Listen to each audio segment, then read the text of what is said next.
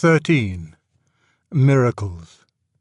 First published in The Guardian, 2nd of October 1942, the text was expanded and preached as a sermon in St. Jude on the Hill Church, London, subsequently appearing in St. Jude's Gazette, No. 73, October 1942. It was later published in Undeceptions, 1971, and is now in God in the Dock, 1998. I have known only one person in my life who claimed to have seen a ghost. It was a woman, and the interesting thing is that she disbelieved in the immortality of the soul before seeing the ghost, and still disbelieves after having seen it. She thinks it was a hallucination. In other words, seeing is not believing. This is the first thing to get clear in talking about miracles. Whatever experiences we may have, we shall not regard them as miraculous if we already hold a philosophy which excludes the supernatural. Any event which is claimed as a miracle is, in the last resort, an experience received from the senses, and the senses are not infallible. We can always say we have been the victims of an illusion. If we disbelieve in the supernatural, this is what we always shall say. Hence, whether miracles have really ceased or not, they would certainly appear to cease in Western Europe as materialism became the popular creed. For let us make no mistake, if the end of the world appeared in all the literal trappings of the apocalypse, the modern materialist saw with his own eyes the heavens rolled up, Revelation chapter 6, verse 14, and the great white throne appearing, chapter 20, verse 11. If he had the sensation of being himself hurled into the lake of fire, chapter 19, verse 20, chapter 20, verses 10, 14, and 15, chapter 21, verse 8. He would continue forever in that lake itself, to regard his experience as an illusion, and to find the explanation of it in psychoanalysis or cerebral pathology. Experience by itself proves nothing. If a man doubts whether he is dreaming or waking, no experiment can solve his doubt, since every experiment may itself be part of the dream. Experience proves this or that or nothing according to the preconceptions we bring to it. This fact, that the interpretation of experience depends on preconceptions, is often used as an argument against miracles. It is said that our ancestors, taking the supernatural for granted and greedy of wonders, read the miraculous into events that were really not miracles. And in a sense I grant it. That is to say, I think that just as our preconceptions would prevent us from apprehending miracles if they really occurred, so their preconceptions would lead them to imagine miracles even if they did not occur. In the same way, the doting man will think his wife faithful when she is not, and the suspicious man will not think her faithful when she is. The question of her actual fidelity remains meanwhile to be settled, if at all, on other grounds. But there is one thing often said about our ancestors which we must not say. We must not say, they believed in miracles because they did not know the laws of nature. This is nonsense. When St. Joseph discovered that his bride was pregnant, he was minded to put her away. Matthew chapter 1, verse 19. He knew enough biology for that. Otherwise, of course, he would not have regarded pregnancy as a proof of infidelity. When he accepted the Christian explanation, he regarded it as a miracle precisely because he knew enough of the laws of nature to know that this was a suspension of them. When the disciples saw Christ walking on the water, Matthew chapter 14, verse 26, Mark chapter 6, verse 49, John chapter 6, verse 19, they were frightened. They would not have been frightened unless they had known the laws of nature and known that this was an exception. If a man had no conception of a regular order in nature, then of course he could not notice departures from that order. Just as a dunce who does not understand the normal metre of a poem is also unconscious of the poet's variations from it. Nothing is wonderful except the abnormal, and nothing is abnormal until we have grasped the norm. Complete ignorance of the laws of nature would preclude the perception of the miraculous just as rigidly as complete disbelief in the supernatural precludes it, perhaps even more so. For while the materialist would have at least to explain miracles away, the man wholly ignorant of nature would simply not notice them. The experience of a miracle, in fact, requires two conditions. First, we must believe in a normal stability of nature, which means we must recognize that the data offered by our senses recur in regular patterns. Secondly, we must believe in some reality beyond nature. When both beliefs are held, and not till then, we can approach with an open mind the various reports which claim that this super or extra-natural reality has sometimes invaded and disturbed the sensuous content of space and time which makes our natural world. The belief in such a supernatural reality itself can neither be proved nor disproved by experience. The arguments for its existence are metaphysical and to me conclusive. They turn on the fact that even to think and act in the natural world, we have to assume something beyond it, and even assume that we partly belong to that something. In order to think, we must claim for our own reasoning a validity which is not credible if our thought is merely a function of our brain, and our brains a byproduct of irrational physical processes. In order to act above the level of mere impulse, we must claim a similar validity for our judgments of good and evil. In both cases, we get the same disquieting result. The concept of nature itself is one we have reached only tacitly by claiming a sort of supernatural status for ourselves. If we frankly accept this position and then turn to the evidence, we find, of course, that accounts of the supernatural meet us on every side. History is full of them, often in the same documents which we accept wherever they do not report miracles. Respectable missionaries report them not infrequently. The whole Church of Rome claims their continued occurrence. Intimate conversation elicits from almost every acquaintance at least one episode in his life which is what he would call queer or rum. No doubt most stories of miracles are unreliable, but then, as anyone can see by reading the papers, so are most stories of all events. Each story must be taken on its merits. What one must not do is to rule out the supernatural as the one impossible explanation. Thus you may disbelieve in the Mons angels because you cannot find a sufficient number of sensible people who say they saw them. But if you found a sufficient number, it would, in my view, be unreasonable to explain this by collective hallucination. For we know enough of psychology to know that spontaneous unanimity in hallucination is very improbable. And we do not know enough of the supernatural to know that a manifestation of angels is equally improbable. The supernatural theory is the less improbable of the two. When the Old Testament says that Sennacherib's invasion was stopped by angels, 2 Kings chapter 19 verse 35, and Herodotus says it was stopped by a lot of mice who came and ate up all the bowstrings of his army, an open-minded man will be on the side of the angels. Unless you start by begging the question, there is nothing intrinsically unlikely in the existence of angels, or in the action ascribed to them. But mice just don't do these things. A great deal of skepticism now current about the miracles of our Lord does not, however, come from disbelief of all reality beyond nature. It comes from two ideas which are respectable but I think mistaken. In the first place, modern people have an almost aesthetic dislike of miracles. Admitting that God can, they doubt if he would.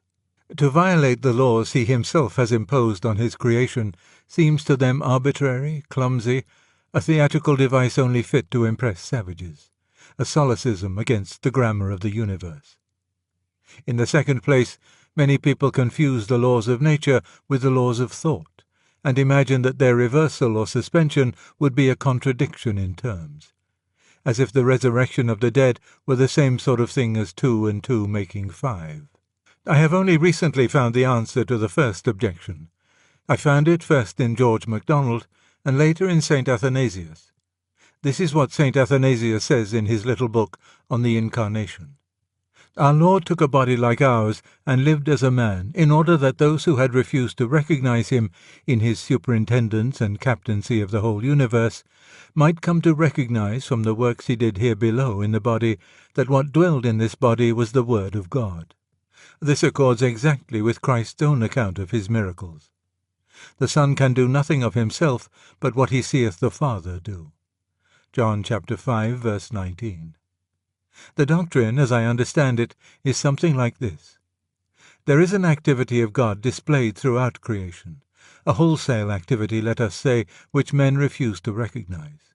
The miracles done by God incarnate, living as a man in Palestine, perform the very same things as this wholesale activity, but at a different speed and on a smaller scale. One of their chief purposes is that men, having seen a thing done by personal power on the small scale, may recognize, when they see the same thing done on the large scale, that the power behind it is also personal, is indeed the very same person who lived among us 2,000 years ago. The miracles, in fact, are a retelling in small letters of the very same story which is written across the whole world in letters too large for some of us to see. Of that larger script, part is already visible, part is still unsolved. In other words, some of the miracles do locally what God has already done universally. Others do locally what he has not yet done but will do. In that sense, and from our human point of view, some are reminders and others prophecies. God creates the vine, and teaches it to draw up water by its roots, and, with the aid of the sun, to turn that water into a juice which will ferment and take on certain qualities. Thus, every year, from Noah's time till ours, God turns water into wine. That men fail to see. Either, like the pagans, they refer the process to some finite spirit, Bacchus or Dionysus, or else, like the moderns, they attribute real and ultimate causality to the chemical and other material phenomena which are all that our senses can discover in it. But when Christ at Cana makes water into wine, the mask is off. John chapter 2, verses 1 to 11. The miracle has only half its effect if it only convinces us that Christ is God. It will have its full effect if, whenever we see a vineyard or drink a glass of wine, we remember that here works he who sat at the wedding party in Cana. Every year God makes a little corn into much corn.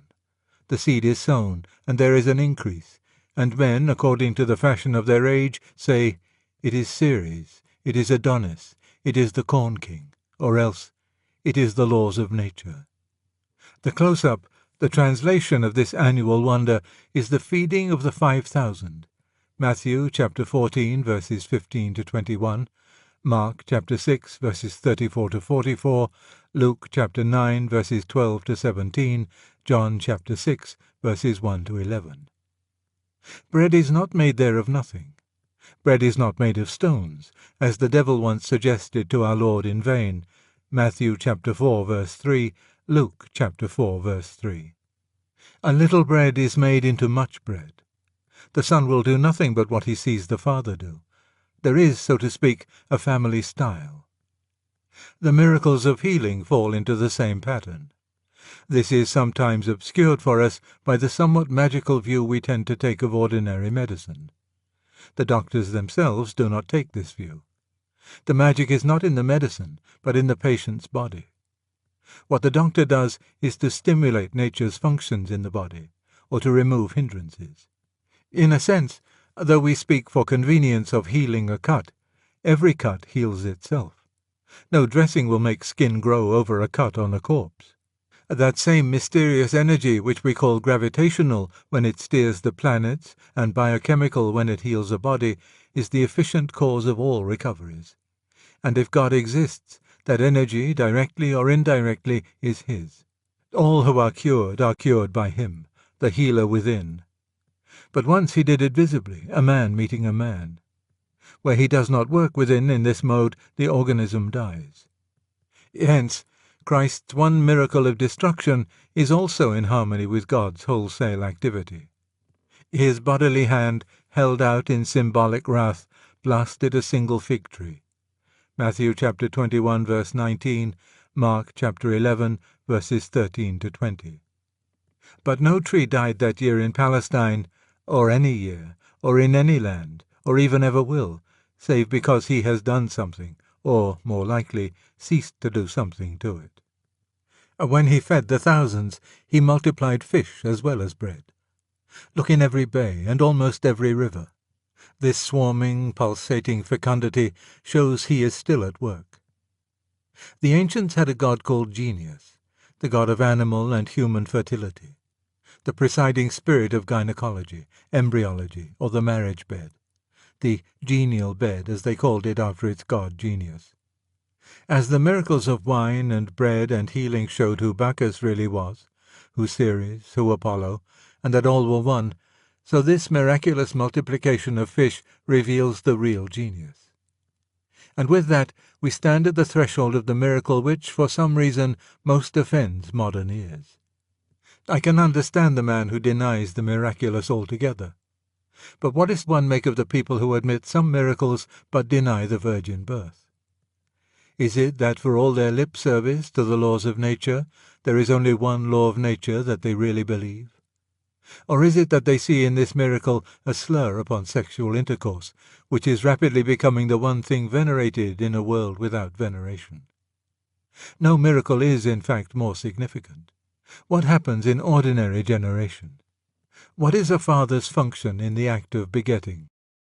A microscopic particle of matter from his body fertilizes the female. And with that microscopic particle passes, it may be, the colour of his hair, and his great-grandfather's hanging lip, and the human form in all its complexity of bones, liver, sinews, heart, and limbs, and pre-human form which the embryo will recapitulate in the womb. Behind every spermatozoon lies the whole history of the universe. Locked within it is no small part of the world's future. That is God's normal way of making a man, a process that takes centuries, beginning with the creation of matter itself, and narrowing to 1 second and 1 particle at the moment of begetting. And once again, men will mistake the sense impressions which this creative act throws off for the act itself, or else refer it to some finite being such as genius. Once, therefore, God does it directly, instantaneously, without a spermatozoon, without the millenniums of organic history behind the spermatozoon. There was, of course, another reason. This time he was creating not simply a man, but the man who was to be himself, the only true man. The process which leads to the spermatozoon has carried down with it through the centuries much undesirable silt. The life which reaches us by that normal route is tainted.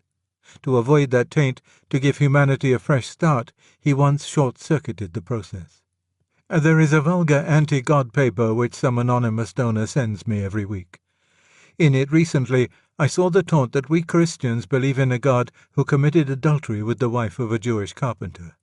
The answer to that is that if you describe the action of God in fertilizing Mary as adultery, then, in that sense, God would have committed adultery with every woman who ever had a baby. For what he did once without a human father, he does always, even when he uses a human father as his instrument. For the human father in ordinary generation is only a carrier, sometimes an unwilling carrier, always the last in a long line of carriers of life that comes from the supreme life. Thus the filth that our poor, muddled, sincere, resentful enemies fling at the Holy One either does not stick, or, sticking, turns into glory. So much for the miracles which do, small and quick, what we have already seen in the large letters of God's universal activity. But before I go on to the second class, those which foreshadow parts of the universal activity we have not yet seen, I must guard against a misunderstanding. Do not imagine I am trying to make the miracles less miraculous. I am not arguing that they are more probable because they are less unlike natural events. I am trying to answer those who think them arbitrary, theatrical, unworthy of God, meaningless interruptions of universal order. They remain, in my view, wholly miraculous. To do instantly with dead and baked corn what ordinarily happens slowly with live seed is just as great a miracle as to make bread of stones. Just as great, but a different kind of miracle. That is the point. When I open Ovid or Grimm, I find the sort of miracles which really would be arbitrary. Trees talk, houses turn into trees, magic rings raise tables richly spread with food in lonely places, ships become goddesses, and men are changed into snakes or birds or bears. It is fun to read about. The least suspicion that it had really happened would turn that fun into nightmare. You find no miracles of that kind in the Gospels. Such things, if they could be, would prove that some alien power was invading nature. They would not in the least prove that it was the same power which had made nature and rules her every day.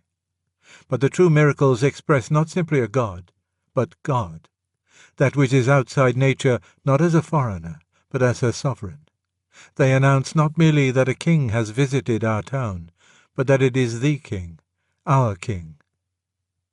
The second class of miracles, on this view, foretell what God has not yet done, but will do universally. He raised one man, the man who was himself, from the dead, because he will one day raise all men from the dead. Perhaps not only men, for there are hints in the New Testament that all creation will eventually be rescued from decay, restored to shape, and subserve the splendor of remade humanity. The Transfiguration, Matthew chapter 17 verses 1 to 9, Mark chapter 9 verses 2 to 10, and the walking on the water, Matthew chapter 14 verse 26, Mark chapter 6 verse 49, John chapter 6 verse 19, are glimpses of the beauty and the effortless power over all matter which will belong to men when they are really waked by God. Now, resurrection certainly involves reversal of natural process, in the sense that it involves a series of changes moving in the opposite direction to those we see. At death, matter which has been organic falls back gradually into the inorganic, to be finally scattered and used perhaps in other organisms. Resurrection would be the reverse process. It would not, of course, mean the restoration to each personality of those very atoms, numerically the same, which had made its first, or natural body. There would not be enough to go round, for one thing. And for another, the unity of the body, even in this life, was consistent with a slow but perplexed change of its actual ingredients. But it certainly does mean matter of some kind rushing towards organism as we now see it rushing away. It means, in fact, playing backwards a film we have already seen played forwards. In that sense, it is reversal of nature. But, of course, it is a further question whether reversal in this sense is necessarily contradiction. Do we know that the film cannot be played backwards? Well, in one sense, it is precisely the teaching of modern physics that the film never works backwards. For modern physics, as you have heard before, the universe is running down. Disorganization and chance are continually increasing.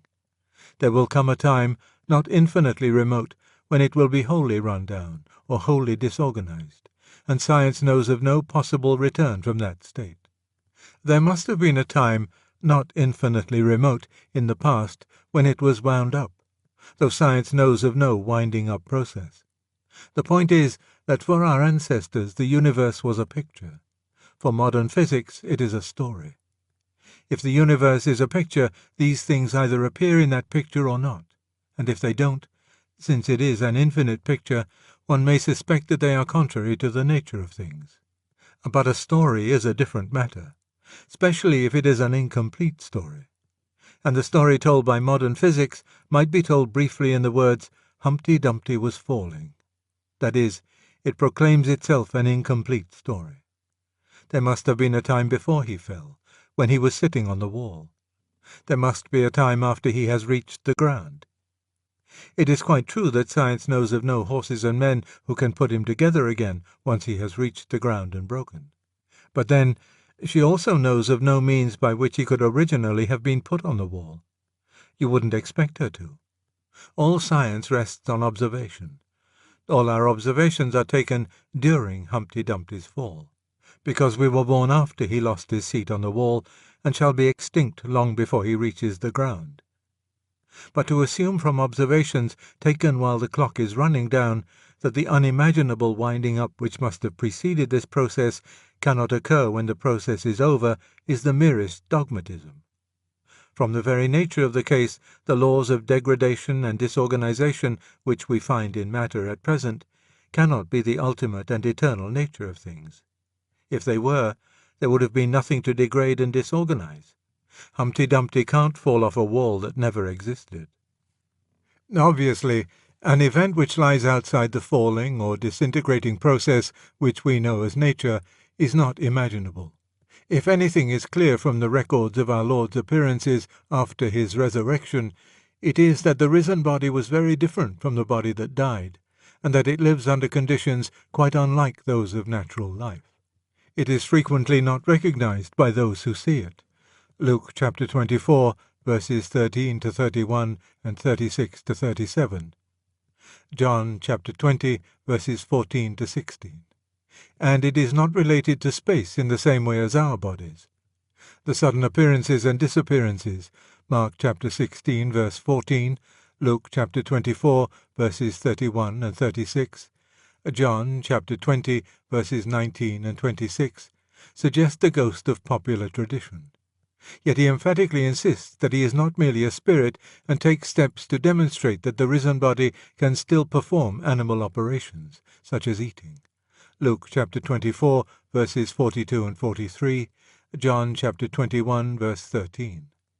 What makes all this baffling to us is our assumption that to pass beyond what we call nature, beyond the 3 dimensions and the 5 highly specialized and limited senses, is immediately to be in a world of pure negative spiritually, a world where space of any sort and sense of any sort have no function.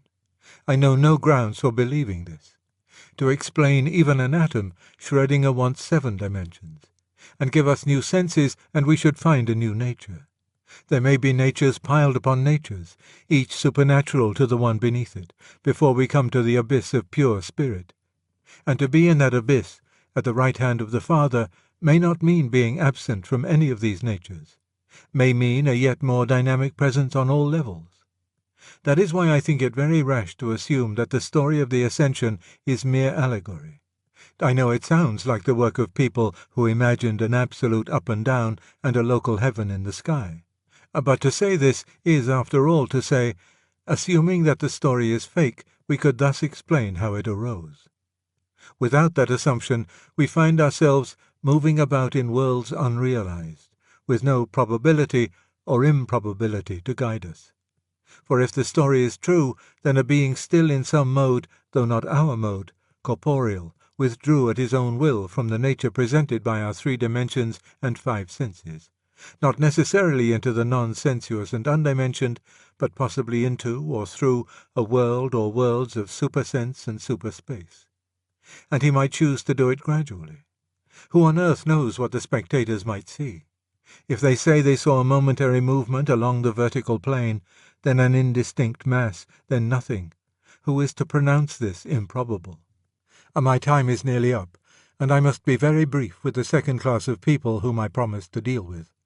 Those who mistake the laws of nature for laws of thought, and, therefore, think that any departure from them is a self-contradiction, like a square circle or 2 and 2 making 5.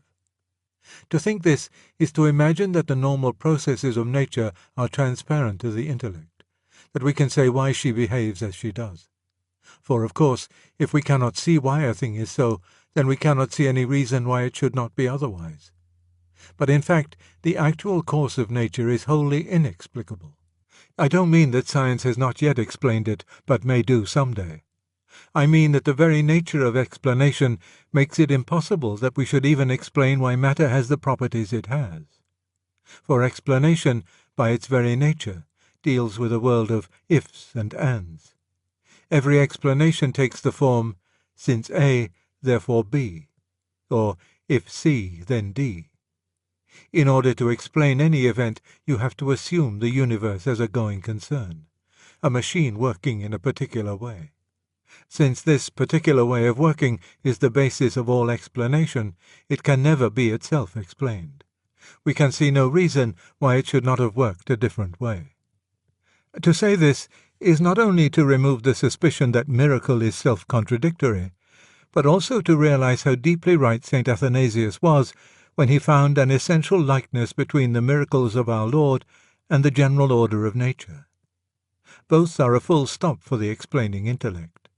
If the natural means that which can be fitted into a class, that which obeys a norm, that which can be paralleled, that which can be explained by reference to other events, then nature herself as a whole is not natural. If a miracle means that which must simply be accepted, the unanswerable actuality which gives no account of itself but simply is, then the universe is one great miracle.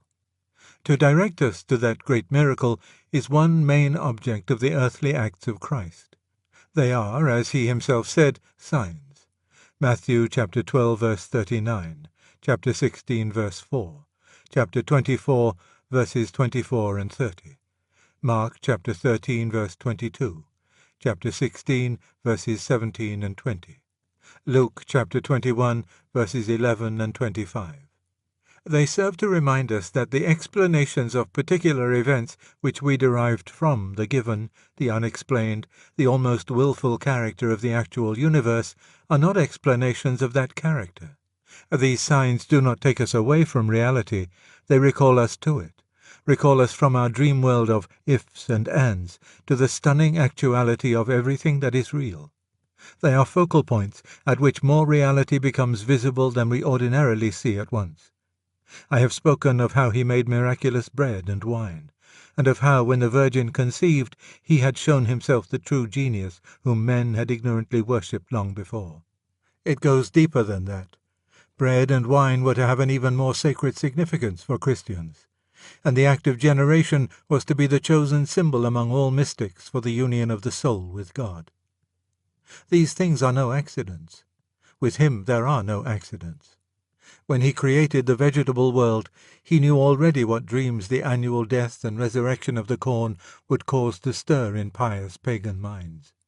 He knew already that he himself must so die and live again, and in what sense, including and far transcending the old religion of the Corn King. He would say, "This is my body," Matthew chapter 26, verse 26, Mark chapter 14, verse 22, Luke chapter 22, verse 19, 1 Corinthians chapter 11, verse 24. Common bread, miraculous bread, sacramental bread. These three are distinct, but not to be separated. Divine reality is like a fugue. All his acts are different, but they all rhyme or echo to one another. It is this that makes Christianity so difficult to talk about.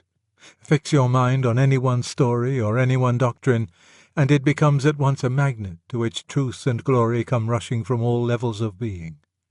Our featureless pantheistic unities and glib rationalist distinctions are alike defeated by the seamless yet ever-varying texture of reality, the liveness, the elusiveness, the intertwined harmonies of the multidimensional fertility of God.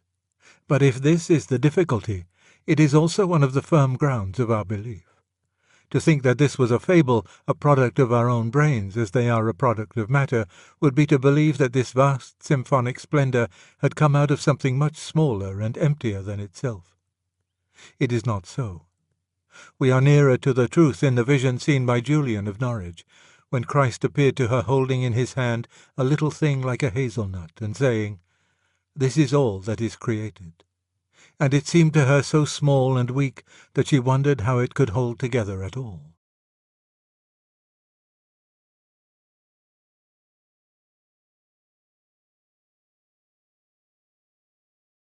(26) On Obstinacy in Belief.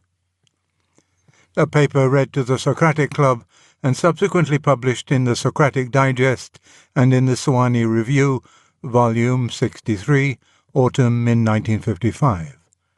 It later appeared in The World's Last Night, US 1960, and They Asked for a Paper, 1962, and is now in Screwtape Proposes a Toast, 1998. Papers have more than once been read to the Socratic Club at Oxford, in which a contrast was drawn between a supposed Christian attitude and a supposedly scientific attitude to belief. We have been told that the scientist thinks it his duty to proportion the strength of his belief exactly to the evidence, to believe less as there is less evidence, and to withdraw belief altogether when reliable adverse evidence turns up. We have been told that, on the contrary, the Christian regards it as positively praiseworthy to believe without evidence, or in excess of the evidence, or to maintain his belief unmodified in the teeth of steadily increasing evidence against it. Thus, a faith that has stood firm, which appears to mean a belief immune from all the assaults of reality, is commended. If this were a fair statement of the case, then the coexistence within the same species of such scientists and such Christians would be a very staggering phenomenon. The fact that the two classes appear to overlap, as they do, would be quite inexplicable. Certainly, all discussion between creatures so different would be hopeless. The purpose of this essay is to show that things are really not quite so bad as that. The sense in which scientists proportion their belief to the evidence and the sense in which Christians do not, both need to be defined more closely. My hope is that when this has been done, though disagreement between the two parties may remain, they will not be left staring at one another in wholly dumb and desperate incomprehension. And first, a word about belief in general. I do not see that the state of proportioning belief to evidence is anything like so common in the scientific life as has been claimed. Scientists are mainly concerned not with believing things, but with finding things out. And no one, to the best of my knowledge, uses the word believe about things he has found out. The doctor says he believes a man was poisoned before he has examined the body. After the examination, he says the man was poisoned. No one says that he believes the multiplication table. No one who catches a thief red-handed says he believes that man was stealing. The scientist, when at work, that is, when he is a scientist, is laboring to escape from belief and unbelief into knowledge. Of course, he uses hypotheses or supposals. I do not think these are beliefs. We must look, then, for the scientist's behavior about belief, not to his scientific life, but to his leisure hours. In actual modern English usage, the verb believe, except for two special usages, generally expresses a very weak degree of opinion. Where is Tom? Gone to London, I believe. The speaker would be only mildly surprised if Tom had not gone to London after all. What was the date? 430 BC, I believe. The speaker means that he is far from sure. It is the same with the negative if it is put in the form, I believe not. Is Jones coming up this term? I believe not. But if the negative is put in a different form, then it becomes one of the special usages I mentioned a moment ago. This, of course, is the form, I don't believe it, or the still stronger, I don't believe you. I don't believe it is far stronger on the negative side than I believe is on the positive. Where is Mrs. Jones? Eloped with the butler, I believe. I don't believe it. This, especially if said with anger, may imply a conviction which, in subjective certitude, might be hard to distinguish from knowledge by experience. The other special usage is, I believe, as uttered by a Christian. There is no great difficulty in making the hardened materialist understand, however little he approves, the sort of mental attitude which this I believe expresses. The materialist need only picture himself replying to some report of a miracle, I don't believe it, and then imagine this same degree of conviction on the opposite side. He knows that he cannot, there and then, produce a refutation of the miracle which would have the certainty of mathematical demonstration. But the formal possibility that the miracle might after all have occurred does not really trouble him any more than a fear that water might not be H and O. Similarly, the Christian does not necessarily claim to have demonstrative proof, but the formal possibility that God might not exist is not necessarily present in the form of the least actual doubt. Of course, there are Christians who hold that such demonstrative proof exists, just as there may be materialists who hold that there is demonstrative disproof. But then, whichever of them is right, if either is, while he retained the proof or disproof would be not believing or disbelieving, but knowing. We are speaking of belief and disbelief in the strongest degree, but not of knowledge. Belief, in this sense, seems to me to be assent to a proposition which we think so overwhelmingly probable that there is a psychological exclusion of doubt, though not a logical exclusion of dispute. It may be asked whether belief, and of course disbelief, of this sort ever attaches to any but theological propositions. I think that many beliefs approximate to it. That is, many probabilities seem to us so strong that the absence of logical certainty does not induce in us the least shade of doubt. The scientific beliefs of those who are not themselves scientists often have this character, especially among the uneducated. Most of our beliefs about other people are of the same sort. The scientist himself, or he who was a scientist in the laboratory has beliefs about his wife and friends which he holds, not indeed without evidence, but with more certitude than the evidence, if weighed in the laboratory manner, would justify. Most of my generation had a belief in the reality of the external world and of other people, if you prefer it, a disbelief in solipsism, far in excess of our strongest arguments.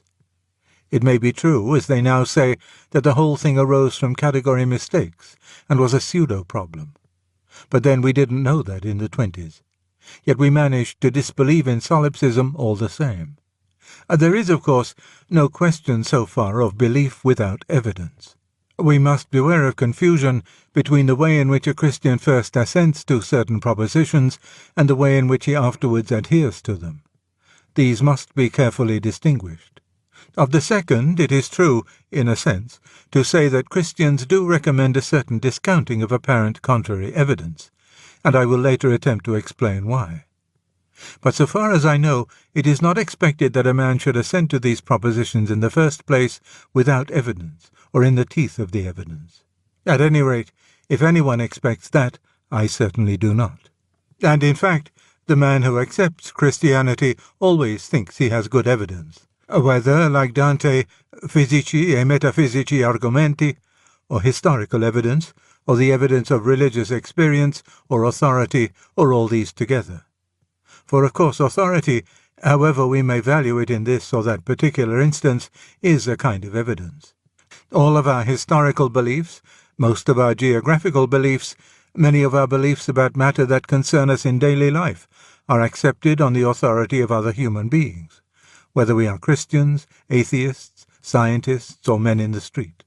It is not the purpose of this essay to weigh the evidence of whatever kind on which Christians base their belief. To do that would be to write a full-dress apologia. All that I need do here is to point out that, at the very worst, this evidence cannot be so weak as to warrant the view that all whom it convinces are indifferent to evidence. The history of thought seems to make this quite plain. We know, in fact, that believers are not cut off from unbelievers by any portentous inferiority of intelligence, or any perverse refusal to think. Many of them have been people of powerful minds. Many of them have been scientists. We may suppose them to have been mistaken, but we must suppose that their error was at least plausible. We might indeed conclude that it was, merely from the multitude and diversity of the arguments against it. For there is not one case against religion, but many. Some say, like Capaneus in Statius, that it is a projection of our primitive fears. Primus in orbe Deus fecit timor. Others, with Euhemerus, that it is all a plant put up by wicked kings, priests, or capitalists. Others, with Tylor, that it comes from dreams about the dead. Others, with Fraser, that it is a byproduct of agriculture. Others, like Freud, that it is a complex. The moderns, that it is a category mistake. I will never believe that an error against which so many and various defensive weapons have been found necessary was, from the outset, wholly lacking in plausibility. All this post-haste and rummage in the land obviously implies a respectable enemy. There are, of course, people in our own day to whom the whole situation seems altered by the doctrine of the concealed wish. They will admit that men, otherwise apparently rational, have been deceived by the arguments for religion. But they will say that they have been deceived first by their own desires and produced the arguments afterwards as a rationalization. That these arguments have never been intrinsically even plausible, but have seemed so because they were secretly weighted by our wishes. And now I do not doubt that this sort of thing happens in thinking about religion as in thinking about other things. But as a general explanation of religious assent, it seems to me quite useless. On that issue, our wishes may favor either side or both. The assumption that every man would be pleased, and nothing but pleased, if only he could conclude that Christianity is true, appears to me to be simply preposterous. If Freud is right about the Oedipus complex, the universal pressure of the wish that God should not exist must be enormous, and atheism must be an admirable gratification to one of our strongest suppressed impulses. This argument, in fact, could be used on the theistic side, but I have no intention of so using it. It will not really help either party. It is fatally ambivalent. Men wish on both sides. And again, there is fear fulfillment as well as wish fulfillment. And hypochondriac temperaments will always tend to think true what they most wish to be false. Thus, instead of the one predicament on which our opponents sometimes concentrate, there are in fact four. A man may be a Christian because he wants Christianity to be true. He may be an atheist because he wants atheism to be true. He may be an atheist because he wants Christianity to be true. He may be a Christian because he wants atheism to be true. Surely these possibilities cancel one another out.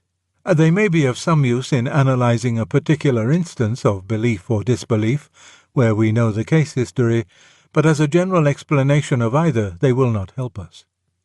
I do not think they overthrow the view that there is evidence both for and against the Christian propositions, which fully rational minds, working honestly, can assess differently. I therefore ask you to substitute a different and less tidy picture for that with which we began. In it, you remember, two different kinds of men, scientists, who proportioned their belief to the evidence, and Christians, who did not, were left facing one another across a chasm. The picture I should prefer is like this. All men alike, on questions which interest them, escape from the region of belief into that of knowledge when they can, and if they succeed in knowing, they no longer say they believe. The questions in which mathematicians are interested admit of treatment by a particularly clear and strict technique.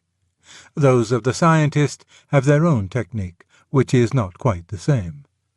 Those of the historian and the judge are different again. The mathematician's proof, at least so we laymen suppose, is by reasoning, the scientists by experiment, the historians by documents, the judges by concurring sworn testimony. But all these men, as men, on questions outside their own disciplines, have numerous beliefs to which they do not normally apply the methods of their own disciplines. It would indeed carry some suspicion of morbidity and even of insanity if they did. These beliefs vary in strength from weak opinion to complete subjective certitude. Specimens of such beliefs at the strongest are the Christians, "I believe," and the convinced atheists, "I don't believe a word of it." The particular subject matter on which these two disagree does not, of course, necessarily involve such strength of belief and disbelief. There are some who moderately opine that there is, or is not, a God. But there are others whose belief or disbelief is free from doubt. And all these beliefs, weak or strong, are based on what appears to the holders to be evidence. But the strong believers or disbelievers, of course, think they have very strong evidence. There is no need to suppose stark unreason on either side. We need only suppose error. One side has estimated the evidence wrongly. And even so, the mistake cannot be supposed to be of a flagrant nature. Otherwise the debate would not continue. So much, then, for the way in which Christians come to assent to certain propositions. But we have now to consider something quite different, their adherence to their belief after it has once been formed. It is here that the charge of irrationality and resistance to evidence becomes really important. For it must be admitted at once that Christians do praise such an adherence as if it were meritorious. And even, in a sense, more meritorious the stronger the apparent evidence against their faith becomes. They even warn one another that such apparent contrary evidence, such trials to faith or temptations to doubt, may be expected to occur, and determine in advance to resist them. And this is certainly shockingly unlike the behavior we all demand of the scientist or the historian in their own disciplines. There, to slur over or ignore the faintest evidence against a favourite hypothesis is admittedly foolish and shameful. It must be exposed to every test, every doubt must be invited. But then, I do not admit that a hypothesis is a belief. And if we consider the scientist not among his hypotheses in the laboratory, but among the beliefs in his ordinary life, I think the contrast between him and the Christian would be weakened. If, for the first time, a doubt of his wife's fidelity crosses the scientist's mind, does he consider it his duty at once to entertain this doubt with complete impartiality, at once to evolve a series of experiments by which it can be tested, and to await the result with pure neutrality of mind? And no doubt it may come to that in the end. There are unfaithful wives, There are experimental husbands. But is such a course what his brother scientists would recommend to him, all of them, I suppose, except one, as the first step he should take, and the only one consistent with his honour as a scientist? Or would they, like us, blame him for a moral flaw, rather than praise him for an intellectual virtue if he did so? This is intended, however, merely as a precaution against exaggerating the difference between Christian obstinacy in belief and the behaviour of normal people about their non-theological beliefs. I am far from suggesting that the case I have supposed is exactly parallel to the Christian obstinacy. For, of course, evidence of the wife's infidelity might accumulate, and presently reach a point at which the scientist would be pitiably foolish to disbelieve it. But the Christians seem to praise an adherence to the original belief which holds out against any evidence whatever. I must now try to show why such praise is, in fact, a logical conclusion from the original belief itself. This can be done best by thinking for a moment of situations in which the thing is reversed. In Christianity, such faith is demanded of us, but there are situations in which we demand it of others. There are times when we can do all that a fellow creature needs, if only he will trust us. In getting a dog out of a trap, in extracting a thorn from a child's finger, in teaching a boy to swim or rescuing one who can't, in getting a frightened beginner over a nasty place on a mountain, the one fatal obstacle may be their distrust. We are asking them to trust us in the teeth of their senses, their imagination, and their intelligence. We ask them to believe that what is painful will relieve their pain, and that what looks dangerous is their only safety. We ask them to accept apparent impossibilities, that moving the paw further back into the trap is the way to get it out, that hurting the finger very much more will stop the finger hurting, that water, which is obviously permeable, will resist and support the body, that holding on to the only support within reach is not the way to avoid sinking, that to go higher and onto a more exposed ledge is the way not to fall. To support all these incredibilia, we can rely only on the other party's confidence in us. A confidence certainly not based on demonstration, admittedly shot through with emotion, and perhaps, if we are strangers, resting on nothing but such assurance as the look of our face and the tone of our voice can supply, or even, for the dog, on our smell. Sometimes, because of their unbelief, we can do no mighty works. But if we succeed, we do so because they have maintained their faith in us against apparently contrary evidence. No one blames us for demanding such faith. No one blames them for giving it. No one says afterwards, what an unintelligent dog or child or boy that must have been to trust us. If the young mountaineer were a scientist, it would not be held against him, when he came up for a fellowship, that he had once departed from Clifford's rule of evidence by entertaining a belief with strength greater than the evidence logically obliged him to. Now, to accept the Christian propositions is, ipso facto, to believe that we are to God, always, as that dog, or child, or bather, or mountain climber was to us, only very much more so. From this, it is a strictly logical conclusion that the behaviour which was appropriate to them will be appropriate to us, only very much more so. Mark, I am not saying that the strength of our original belief must, by psychological necessity, produce such behaviour. I am saying that the content of our original belief, by logical necessity, entails the proposition that such behaviour is appropriate.